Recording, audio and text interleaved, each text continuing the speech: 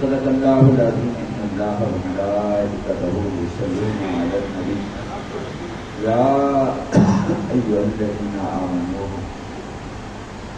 صلوا علیہ وسلموا تسلیما اللہم صل علی سیدنا مولانا محمد مبارک وسلم وصلی علیہ الصلاۃ والسلام علیک یا رسول اللہ الصلاۃ والسلام علیک یا نبی اللہ الصلاۃ والسلام علیک یا سید المرسلین۔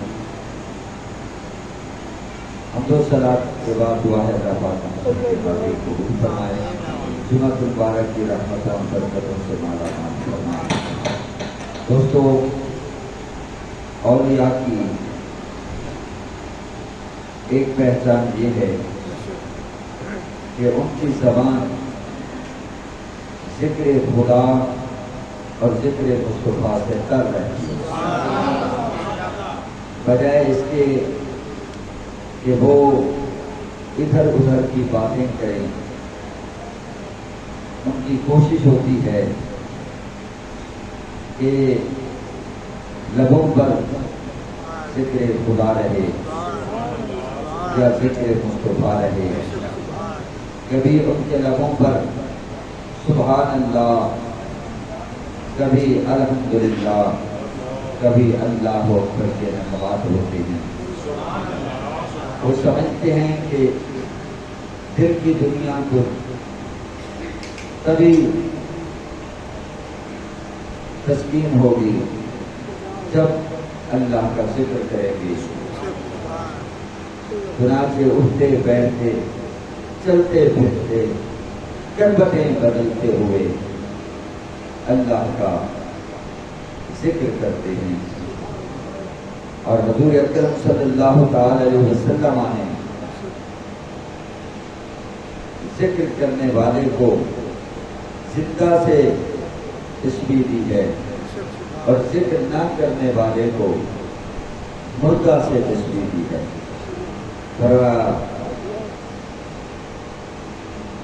جو ذکر کرتا ہے مثل الذی یذکر ربہ والذی لا یذکر ربہ مثل الحی والمیت۔ فرمایا جو ذکر کرتا ہے وہ زندہ کی طرح ہے، اور جو ذکر نہیں کرتا وہ مردہ کی طرح ہے۔ ذکر سے مردہ دل بھی زندہ ہوتے ہیں۔ زندگی زندہ دلی کا نام ہے، مردہ دل خاک جیا کرتے ہیں۔ جن کے دل مردہ ہو چکے ہیں تو دلوں کو زندہ کرنے کے لیے کئی اسباب ہیں۔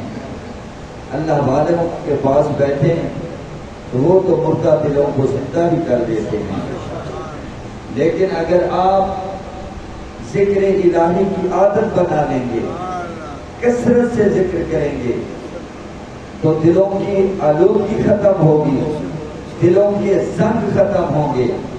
اسی لیے ایک حدیث پاک میں فرمایا گیا لِكُلِّ شَيْءٍ سَقَالَةٌ وَسَقَالَةُ الْقَلْبِ ذِكْرُ اللَّهِ۔ ہر شے کو صاف کرنے والی ایک چیز ہوتی ہے، زنگ چڑھ جائے، ہاں کیا کرتے ہیں؟ ایک مار ڈالتے ہیں، لوہے کو زنگ چڑھ جائے، اس کو صاف کرنے والی چیزیں موجود ہیں۔ جدید دور ہے، بہت سی چیزیں آ گئی ہیں۔ کپڑا میلا ہو جائے صابن موجود ہے، سرف موجود ہے، میل کچیل زہری دور کرنی ہو بہت ساری چیزیں مارکیٹ سے مل جائیں گی۔ اگر دل میلا ہو جائے تو یہ کیسے صاف ستھرا ہوگا؟ یہ کیسے دھلے گا؟ یہ کسی فیکٹری میں نہیں، یہ کسی صابن سے نہیں، اللہ اکبر، کسی اور چیز سے نہیں۔ یہ میل کب دور ہوگا؟ کسی اللہ والے کی صحبت میں بیٹھے۔ اسی لیے تو فرمایا گیا یا ایھا الذین آمنوا اتقوا اللہ وکونوا مع الصادقین۔ اے ایمان والو، اللہ سے ڈرو، اللہ سے ڈرو اور سچوں کے ساتھ ہو جاؤ۔ صحبت بڑا اثر رکھتی ہے، ہر چیز اثر رکھتی ہے، ہر چیز میں اللہ نے تاثیر رکھی ہے، ہر لفظ میں تاثیر ہوتی ہے۔ اچھا لفظ بولیں گے تو اس کی اپنی تاثیر ہے، برا لفظ بولیں گے اس کی اپنی تاثیر ہے۔ اللہ ہو وقت نہیں کہ اس پر کوئی زیادہ گفتگو کی جائے۔ ایک دفعہ حافظ ابو علی سیدھی یہ ظاہر کے فلسفی تھے اور طبیب تھے، ابھی کسی صوفی کے پاس بیٹھے نہیں تھے، اتفاق سے حضرت ابو الحسن کرکانی علیہ رحمہ کی مجلس میں آ گئے اور آپ ذکر اللہ پر گفتگو فرما رہے تھے، اللہ کے اسم جلالت پر خصوصی کلام فرما رہے تھے کہ اگر انسان یا اللہ یا اللہ یا اللہ کا ورد کرے اور کثرت سے کرے اور اس طرح کرے کہ ایسے سمجھے کہ اللہ کا ذکر ہو رہا ہے، میں نام لے رہا ہوں، اللہ کے اسم جلالت کے اخبار و تجلیات جو ہیں میرے دل پہ اتر رہے ہیں، اور اس کا یہ بھی فائدہ ہے، اس کا یہ بھی فائدہ ہے، اس کا یہ بھی روحانی فائدہ ہے، اس کا یہ بھی ظاہری فائدہ ہے، اس کا یہ بھی باطنی فائدہ ہے۔ آپ اس پر گفتگو فرما رہے تھے تو یہ ظاہر جو فلسفی تھے، فلسفے میں الجھے ہوئے تھے، یہ احتمالات کی دنیا کی سیر کرتے ہیں لوگ، یہ حقیقت بھی تو ہوتے نہیں، فرضی چیزیں کہتے رہتے ہیں کہ فرض کریں ایسا ہو، فرض کریں ایسا ہو تو ایسا ہو جائے گا، فرض کریں ایسا ہو تو ایسا ہو جائے گا، یہ فرض کریں تو یہ نتیجہ نکلے گا، یہ فرض کریں تو یہ فرضی دنیا میں گھومتے پھرتے رہتے ہیں۔ خیر حضرت بیان کر رہے تھے تو حافظ ابو علی سینا جو تھے ان نے کہا کہ کیسے ہو سکتا ہے ایک لفظ ہو اور اتنے اثرات ہوں، اتنے ثمرات ہوں، اتنے فوائد ہوں، اتنے عواقب و نتائج مل جائیں، یہ لفظ تو ایک ہے، ظاہر ہے کہ اتقوا فراست المؤمن فإنه ينظر بنور اللہ، فرمایا مومن یہ فراست سے ڈرو، وہ اللہ کے نور سے دیکھتا ہے، اللہ کے جب دل کی دنیا ترشا ہو جاتی ہے، جب دل کی دنیا معرفت کے نور سے جگمگانے لگتی ہے تو پھر کائنات سے پردے ہو جاتے ہیں، تو وہ تو پھر کہیں کا کہیں چلا جاتا ہے نا، وہ بیٹھتا زمین پر ہے، دیکھتا عرش مبین، لوح مبین ہے۔ آپ اس کے دل کی کیفیت پر آگاہ ہو گئے کہ ابو علی سینا یہ سوچ رہے ہیں، تو آپ نے چلتے چلتے کہا او کدے کیا سوچ رہے ہو؟ جلال بھی تھا، روحانیت بھی تھی، روب و دبدبہ بھی تھا۔ جب ایسے کہا نا او کدے کیا سوچ رہے ہو، یعنی شک میں مبتلا ہو گیا نا، ایک لفظ کے اتنے کیا فوائد ہو سکتے ہیں۔ تو جناب جب آپ نے یہ لفظ بولا نا تو اس نے تو دل پر چوٹ لگائی، اور کیا ہوا، آنکھیں کھلی کی کھلی رہ گئی، اوپر والی سانس اوپر، نیچے والی نیچے۔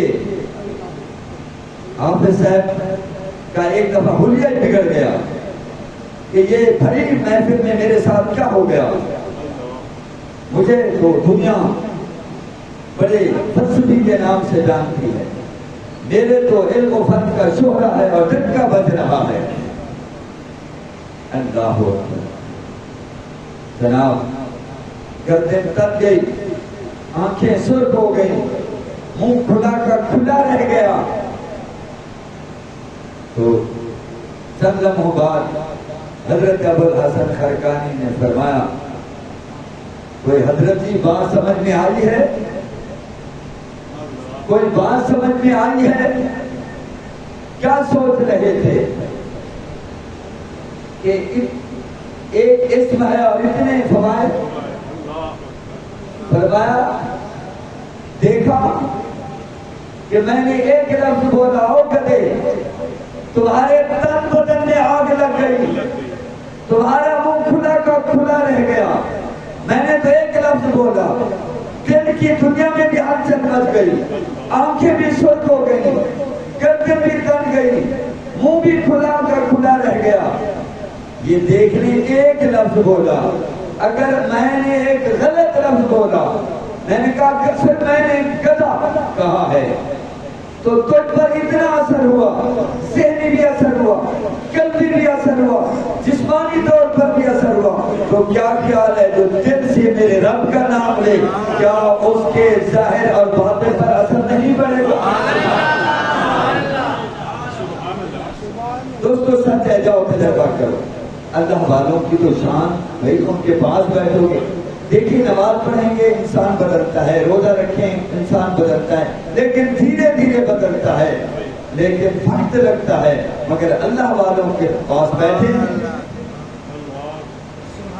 تو پھر کیا ہوتا ہے؟ خرد کے پاس خبر کے سوا کچھ اور نہیں, تیرا علاج نظر کے سوا کچھ اور. اللہ والوں کے پاس بیٹھے تو جب وہ نگاہ ڈالتے ہیں تو دل کی دنیا بدل ڈالتے ہیں. نگاہ مرد مومن سے بدل جاتی ہیں تقدیریں, جو ہو ذوق یقین پیدا تو کٹ جاتی ہیں تقدیریں, جو ہو ذوق یقین پیدا.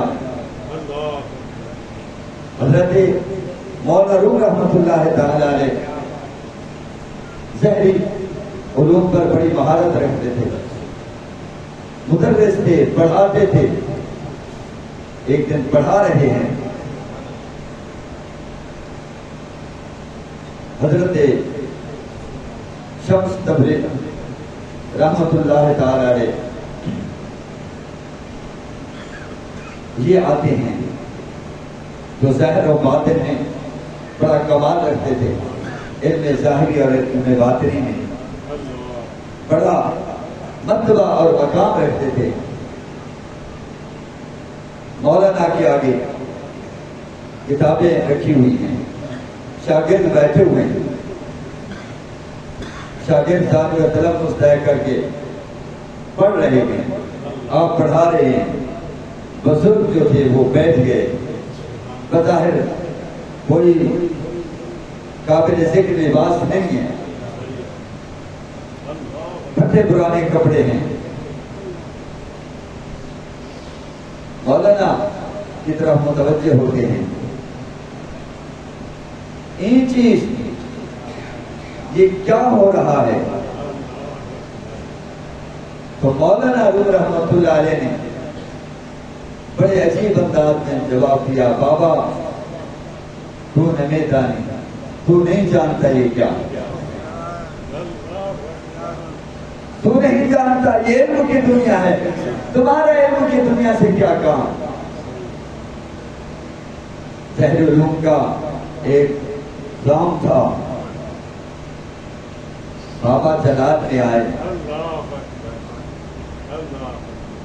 تو کیونکہ کایا پلٹنا تھی, رخ بدلنا تھا, ذہن سے باطن کی طرف آنا تھا, مادیت سے روحانیت کی طرف آنا تھا.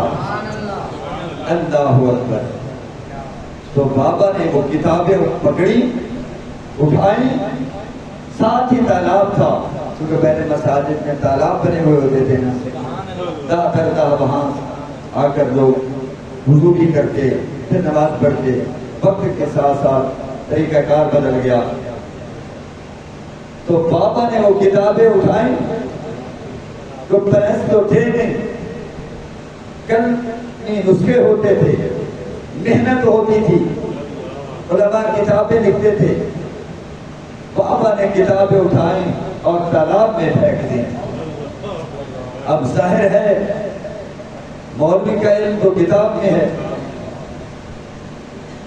یہ مولوی کا ہتھیار ہے. ہتھیار کے بغیر کوئی بھی بڑا ماہر فن ہو وہ بیکار ہے. تو مولانا بولے یہ کیا کر دیا؟ مولانا تیش میں آئے، بابا مسکرا رہے ہیں، کمالے تم نے ہمارا علم نقصان کر دیا، پتہ نہیں کہاں سے آ گئے ہو، علم کی اہمیت کا، افادیت کا، قدر و منزلت کا پتہ نہیں ہے، اور تم نے میرا سارا علم جو ہے وہ تالاب میں بہا دیا۔ مسکرا دیے، وہ علم کیا جو بہہ جائے۔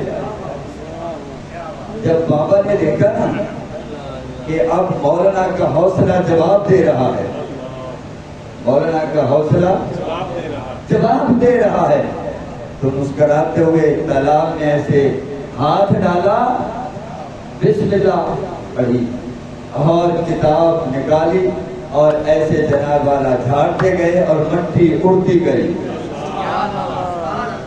ایک لفظ بھی جناب والا نہیں مٹا، ورنہ وہ تو دھل جاتے، سیاہی تھی، لیکن جناب مٹی اور گرد دوڑ رہی ہے۔ اور کہا جی آپ کی کتابیں تھی نا، اسی پر آپ چیبہ جبی ہو رہے تھے نا، لو جی اپنی کتابیں، اللہ اکبر، لو اپنی کتابیں۔ پوچھا کہ یہ چیز یہ کیا ہے؟ وہ ظاہر تھا، تو مولانا نے اپنے انداز میں جواب دیا، تو نبی دانی بابا، تو کچھ نہیں جانتا، یہ کیا ہے؟ یہ علم کی دنیا ہے۔ اب جب باطن کی دنیا کی طرف متوجہ کرنے کے لیے ایسا عمل اختیار کیا گیا، اب مولانا رومی طرف یہ پوچھتے ہیں، بابا یہ کیا ہے؟ کہا مولانا مولوی جی، تو نبی دانی، تو نہیں جانتا یہ کیا ہے۔ اور یہ کہا بابا تو جناب اللہ دل کی دنیا میں ہلچل مچا کے، آگ لگا کے، تڑپا کے وہ چل دیے۔ مولانا کو تو پھر ہوش نہ رہا، کتابیں رکھی اور اس پیچھے دوڑے۔ جب پیچھے دوڑے تو دیکھا وہ تو غائب ہو چکی۔ بار گئے وہیں کتابیں چھوڑی، کہا تم جانو طالب علم تمہارا علم جانے، ہم تو بابا کے پیچھے جا رہے۔ پھر آخر بابا کو ڈھونڈ لیا اور بابا سے پھر باطنی علوم حاصل کیے۔ میں آپ نوجوانوں کے اتنا کہوں گا، دیکھیے آج کون زیادہ محنت کرتا ہے؟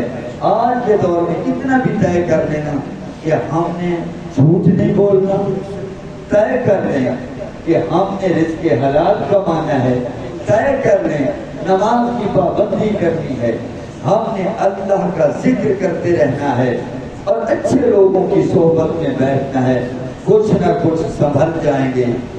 سمجھ آ گئی؟ 5 وقت کی نماز پڑھیں اور جب نماز کے پابند ہو جائیں، لیجیے چلو جب دنیا سو رہی ہو، نیند کے آغوش میں کھو رہی ہو، آپ اٹھ کر کچھ نماز تہجد ادا کر لیں اور اللہ کا ذکر کریں، استغفر اللہ بہت پڑھا کریں، اور اللہم انا نعوذ بک من شرور انفسنا پڑھا کریں، یا اللہم انی اعوذ بک من شر نفسی پڑھ لیا کریں، اعوذ باللہ من الشیطان الرجیم، اور وقتاً کسی اللہ والے کے پاس بیٹھا کریں تو بچ جائیں گے، ورنہ ہلاکت یقینی ہے۔ وآخر دعوانا الحمدللہ۔